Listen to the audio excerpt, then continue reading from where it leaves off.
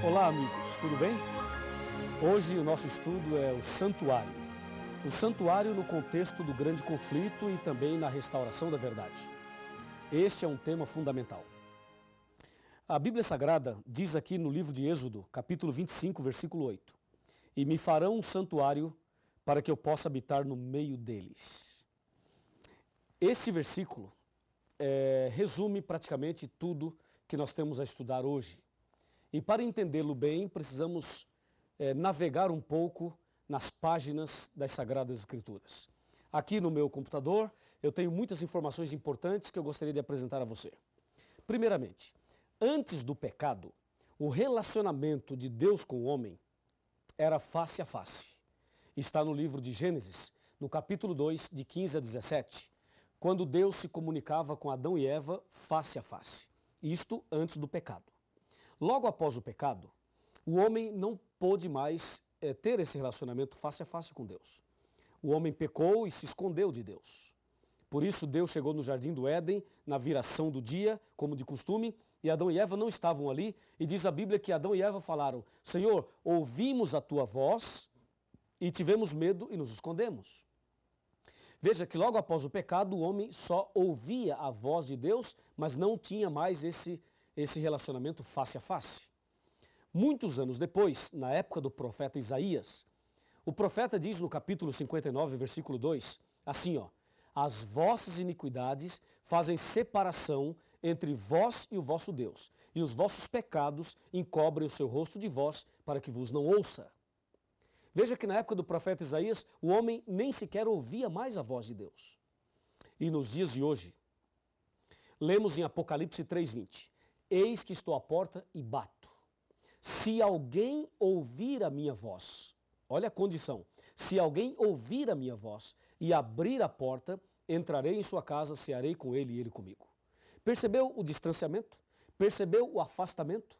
O homem tinha comunhão plena com Deus, mas o pecado o afastou, e hoje, infelizmente, nós seres humanos não conseguimos mais ouvir a voz de Deus.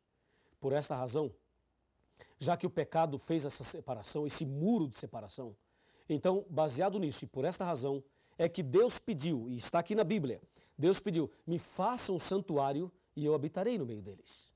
E aí Deus pede para fazer o santuário. E no capítulo 25 de Êxodo, Deus diz qual material deveria usar para fazer o santuário. E ali fala de ouro, prata, fala também de bronze, fala das cores, das metragens. Deus dá toda a orientação para que o santuário pudesse ser feito. E assim, Deus pediu a Moisés que fizesse um santuário. Mas como é que Moisés poderia fazer um santuário se ele não tinha especialidade, não era especialista em construção? Não sabia fazer isso. Então Deus lhe deu uma visão. E a visão que Deus lhe deu, eu quero mostrar a você agora, para que Moisés fizesse um santuário semelhante àquele. Vamos acompanhar? Vamos acompanhar na palavra de Deus, na Bíblia Sagrada. Que visão é essa? Que mensagem é essa? Que modelo é esse? Vamos lá? Vamos lá. Abra sua Bíblia no livro de Apocalipse, capítulo 11, versículo 19. E vamos ver aqui qual foi a visão que Deus deu a Moisés e que modelo é esse que Deus deu a ele, para que ele pudesse construir um santuário da forma correta. Diz aqui, Apocalipse 11, 19. Abriu-se então o santuário de Deus, que se acha no céu. E foi vista a arca da aliança, no seu santuário. E sobrevieram relâmpagos, vozes, trovões, terremoto e grande saraivada. Viu? Deus mostrou a Moisés um santuário que existe no céu e disse a ele: faça um santuário semelhante a este. Aqui no livro de Hebreus, capítulo 8, versículo 5, confirma esta mensagem. Diz assim: os quais ministram em figura e sombra das coisas celestes. Assim como foi Moisés divinamente inspirado ou instruído, quando estava para construir o santuário, o tabernáculo. Pois diz ele: vê, faças todas as coisas de acordo com o modelo que te foi mostrado no monte. Assim, Deus deu a visão do santuário para Moisés e disse: faça um igual. E Moisés fez um igual. Como é esse santuário? Vejamos alguns detalhes do santuário. de toda essa construção, a mobília, alguns detalhes importantíssimos, conforme Deus mostrou a Moisés naquela visão. Vamos lá. Aqui no meu computador eu tenho muitas informações que eu vou mostrar a você e você poderá acompanhar na Bíblia e também através das imagens. O santuário que Deus pediu que Moisés fizesse deveria ter um pátio, o lugar santo e o lugar santíssimo. Então vamos de novo. O pátio, o lugar santo e o lugar santíssimo. No pátio havia dois objetos. Um altar de sacrifício de animais e uma bacia com água, ou uma pia, se você quiser falar pia, com água. Aí, entrando no lugar santo, tinha uma mesa com 12 pães, eram chamados pães da proposição, pães feitos da flor da farinha, sem fermento. Tinha uma pilha de 6 aqui e uma pilha de 6 aqui, 12 pães. Ainda no lugar santo, tinha um castiçal com 7 lâmpadas. Essas lâmpadas ficavam acesas de dia e de noite, continuamente. E o que fazia aquelas lâmpadas ficarem acesas era azeite, o azeite. Tinha também no lugar santo um altar de incenso. Esse altar ficava mais ou menos ali próximo à divisão para o lugar santíssimo, mas ainda no lugar santo. Um altar de incenso. Depois, passando para o lugar santíssimo, havia uma cortina grande, um véu enorme. Essa cortina chamavam de véu. Esse véu é que separava o santo do santíssimo.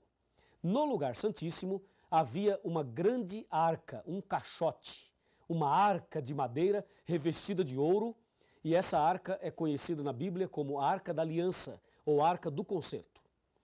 Ali estava no lugar santíssimo. Dentro desta arca, no lugar santíssimo, tinha o maná, a vara de Arão que floresceu e as 2 tábuas dos 10 mandamentos. Isso estava dentro da arca. Sobre a arca tinha uma tampa, e essa tampa chamava-se propiciatório. E sobre a tampa haviam 2 anjos querubins feitos de ouro, assim, ó, um curvado para o outro, assim, entendeu? Desse jeito. 2 anjos sobre a tampa da arca. E aí, no meio desses 2 anjos, sobre a arca, no lugar santíssimo, era exatamente ali que Deus se manifestava uma vez ao ano. Esse dia que Deus se manifestava era conhecido como o dia da expiação. Era o dia da reconciliação, o dia do juízo, o dia do perdão, o dia da misericórdia. Esse dia da expiação, Deus se manifestava ali, no lugar santíssimo, sobre a arca, entre os 2 querubins. Essa manifestação de Deus ali era conhecida como Shekinah. O Shekinah era a presença de Deus, uma nuvem de fogo com a presença do Deus Todo-Poderoso. Tudo isso que acabei de apresentar a você está em Hebreus capítulo 9, de 1 a 7. Lembrando que no lugar santo, o sacerdote entrava, e no lugar santíssimo, só o sumo sacerdote. O sacerdote entrava no lugar santo 2 vezes ao dia, e no lugar santíssimo, o sumo sacerdote sozinho, 1 vez no ano, ou ao ano. O que tudo aquilo significava? Para que aquele santuário? O santuário do Antigo Testamento era como uma escola para ensinar para o povo o plano da salvação. Até porque antes de Cristo morrer na cruz, as pessoas não tinham essa referência que nós temos hoje para obter o perdão pelo sangue de Cristo. Então, eles tinham o santuário e toda vez que cometia um pecado, eles deveriam pegar um cordeiro, o pecador levava o cordeiro até o pátio do santuário, ali ele se ajoelhava, colocava a mão sobre a cabeça do cordeiro, confessava os pecados a Deus e transferia a sua culpa do pecado para o cordeirinho. Depois pegava um facão e cortava o pescoço do cordeirinho. E aquele cordeirinho morria no seu lugar, e o sangue dele era usado ali no santuário pelo sacerdote, e o sacerdote então com o seu polegar direito fazia as impressões digitais nas pontas do altar. E o restante do sangue jogava no véu e derramava à base do altar. Levítico 4, de 23, ou melhor, de 27 a 30. Ali tem a descrição desse ritual do santuário. Assim, o santuário funcionou durante muitos anos antes de Cristo. Era uma tenda móvel que eles montavam e desmontavam. e fizeram isso mais de 40 vezes, aproximadamente 41 vezes, montando e desmontando o santuário. E assim eles faziam o ritual do santuário a cada dia durante o ano todo. Quando completava um ano fazendo tudo isso, então o sumo sacerdote entrava no lugar santíssimo para apresentar os pecados do ano todo a Deus. Deus se manifestava e, pela sua misericórdia, perdoava os pecados do povo.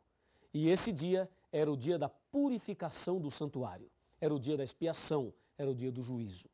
E aí eles faziam toda a limpeza do santuário, trocavam as cortinas, trocavam ali os tapetes, limpavam tudo, todo aquele sangue, tiravam tudo ali e o ano seguinte começava tudo de novo. E assim sucessivamente. Não é incrível tudo isso? É realmente impressionante. Agora, o que cada detalhe desse santuário significava? Primeiramente, o santuário tinha 3 portas. A primeira porta era da rua para o pátio. A segunda porta era do pátio para o lugar santo. A terceira porta era do santo para o santíssimo. Os judeus costumavam chamar essas 3 portas com os seguintes nomes. Da rua para o pátio chamavam de o caminho. Do pátio para o santo chamavam de verdade. E do santo para o santíssimo chamavam de vida. Então era comum falar caminho, verdade e vida. Quando Jesus Cristo esteve aqui na terra, ele usou essas palavras referindo-se a ele mesmo. Em João capítulo 14, versículo 6, Jesus disse claramente isto que acabei de mencionar. Respondeu-lhe Jesus, eu sou o caminho, a verdade e a vida, e ninguém vem ao Pai senão por mim. Veja, Jesus disse, sou o caminho, a verdade e a vida, ou seja, eu sou a porta. Se você pegar João capítulo 10, verso 7 e verso 9, Jesus diz, eu sou a porta. Quem entrar por mim será salvo.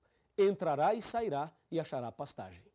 Confirmando aí, as 3 portas do santuário se aplicavam a Jesus. Aqui ainda nas ilustrações, veja, o altar de sacrifício que tinha no pátio, que está em Levítico 1, verso 9, era símbolo de Cristo que se entregou a si mesmo por nós como sacrifício a Deus. Efésios 5, verso 2. Ainda no pátio, aquela bacia com água, Êxodo 30, 18, era símbolo do Espírito Santo, João 7, de 37 a 39. Era símbolo da Bíblia, a palavra de Deus, Efésios 5, 26. E era símbolo do batismo, João 3, verso 5. No lugar santo, aquela mesa com 12 pães, o número 12, Êxodo 25, 30, era símbolo do povo, das 12 tribos do povo de Israel. E o pão sem fermento simbolizava Jesus, o pão da vida, João 6, 48. Lembrando que não tinha fermento, porque fermento era símbolo do pecado. E como Jesus nunca pecou, o pão tinha que ser sem fermento. Ainda no lugar santo tinha um castiçal com 7 lâmpadas. O número 7 representava as 7 igrejas do Apocalipse. Apocalipse 1, versículo 20. E isso está ligado a Êxodo 40, verso 24. E a lâmpada, a luz em si, que ficava acesa de dia e de noite, representava Jesus, a luz do mundo. João 8, versículo 12. Ainda no lugar santo, o altar de incenso. Êxodo 40, 26. Isto era símbolo ou representava a oração dos santos, o culto a Deus, que está em Apocalipse 5, versículo 3. No Santo dos Santos, no Santíssimo, tinha a Arca do Concerto, Êxodo 26, verso 33. Sobre o propiciatório era visível a presença de Deus. O que representavam então os objetos que estavam dentro da arca? O maná, a vara de Arão e as tábuas da lei. O maná representava o cuidado de Deus, que Deus proverá. Deus cuida de nós e provê o necessário para você e eu vivermos. A vara de Arão representava ali que Deus está no controle. É Deus que dirige a sua igreja, o seu povo e a nossa vida. É Deus que está no controle de tudo, inclusive da sua vida. Ali tinha também as tábuas da lei. As tábuas da lei representavam amor e justiça, ou o juízo final. Assim, você percebeu que o cordeirinho simbolizava Jesus, o sacerdote simbolizava Jesus, o sumo sacerdote simbolizava Jesus, as 3 portas simbolizavam Jesus, o sacrifício era o sacrifício de Jesus. Tudo que tinha no santuário era símbolo de Jesus. Por isso, veja o que aconteceu quando Jesus morreu na cruz, já que tudo representava Jesus, já que tudo era símbolo de Jesus. O que aconteceu quando Jesus morreu na cruz? Vamos ver? Me acompanhe aqui. Primeiramente, nós vamos abrir a Bíblia em Isaías 53, para você ter a certeza que tudo que tinha no santuário simbolizava nosso Senhor Jesus Cristo. Aqui está Isaías capítulo 53, a partir do versículo 3. Com muita solenidade eu vou ler. Era desprezado e o mais rejeitado entre os homens, homem de dores e que sabe o que é padecer. E como um de quem os homens escondem o rosto, era desprezado e dele não fizemos caso. Certamente ele tomou sobre si as nossas enfermidades e as nossas dores levou sobre si. E nós o reputávamos por aflito, ferido de Deus e oprimido. Mas ele foi traspassado pelas nossas transgressões e moído pelas nossas iniquidades. O castigo que nos traz a paz estava sobre ele, e pelas suas pisaduras fomos sarados. Todos nós andávamos desgarrados como ovelhas, mas o Senhor fez cair sobre ele a iniquidade de todos nós. Ele foi oprimido e humilhado, mas não abriu a sua boca. Como cordeiro foi levado ao matadouro, veja, como cordeiro foi levado ao matadouro, e como ovelha muda perante os seus tosquiadores, ele não abriu a sua boca. João Batista o reconheceu como Cordeiro de Deus. Quando João Batista viu Jesus ali no Rio Jordão, disse: eis o Cordeiro de Deus que tira o pecado do mundo. Sim, todo o ritual do santuário apontava para Jesus. Assim como o pecador confessava os pecados e transferia sua culpa para o Cordeirinho, e o Cordeirinho morria, assim também Jesus levou sobre si as nossas culpas, os nossos pecados. Todos os pecados Jesus levou sobre si. E, infelizmente, Jesus teve que morrer. Mas, felizmente, ele morreu. Porque se ele não morresse, nós não seríamos salvos.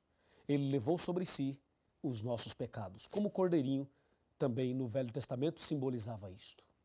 Meu amigo e minha amiga.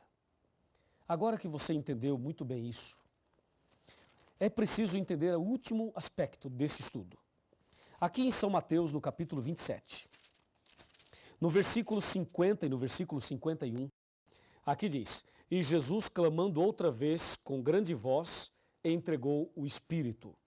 E eis que o véu do santuário se rasgou em 2 partes, de alto a baixo. Tremeu a terra, fenderam-se as rochas.